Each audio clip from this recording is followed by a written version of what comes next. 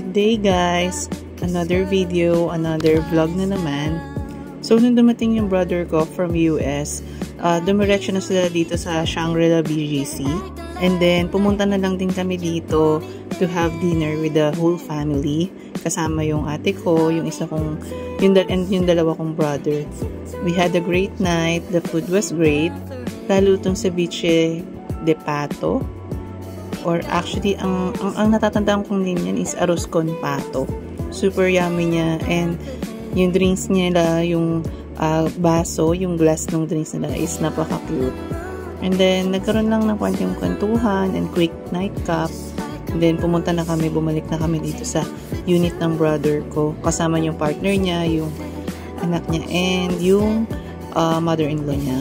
Grabe, ang ganda pa rin talaga dito sa Shangri-La. And napaka-generous nila sa mga complimentaries nila. And ayan, syempre, pasalubong. Nag-check-in din pala yung sister ko dito and yung mga pamangkin ko. So, ayan, ang cute ng view. Medyo maulan nung time na yun. Ang ganda ng view. And ayan yung anak ko, nag-chill na lang siya. Kunwari, work. With my brother, was taking selfies with his SLR. And ayan, nag-breakfast na rin kami.